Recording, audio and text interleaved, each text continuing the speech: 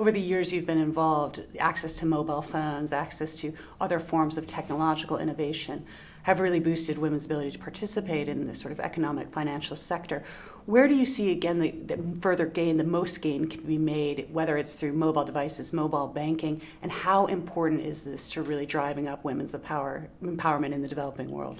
Yeah, so I think mobile phones are going to be one of the very key things. It's kind of a route around the banking system in a sense, because if you think about it, the poor are not welcomed at banks. And even if they put their money in their pocket, they'll tell you if they get on the train or the bus, they have to spend the money to get on the train or the bus. They got to travel to the city, they get robbed on the way, and then they get to the bank and they're not welcome.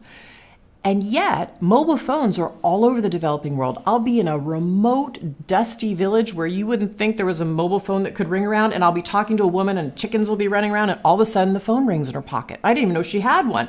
And she'll pull it out and somebody's calling her. And so what we're finding is that when men and women have access, and particularly women, to mobile banking on their phone, where they can save $1 a day, $2 a day, because women do have income. As much as we don't survey them and find out, when you talk to them, and we're starting to now survey them, they have lots of income.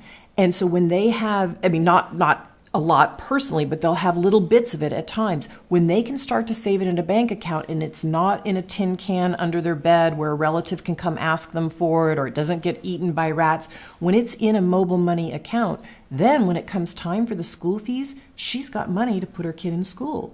And when it comes time where there's a drought, which happens a lot in Africa, or food shortage, she's got money to go buy food at the market. And it's transformative in these women's lives. And there's a recent survey that came out, a very long-term study about women who've had access to mobile banking over the last 3 years, and it's lifted a substantial number of women out of poverty in Kenya. And Kenya is one of the places that have had mobile banking the longest. So I'm very optimistic about this, and we just have to make sure that mobile phones and those bank accounts really get in all women's hands, not just a subset of women's hands.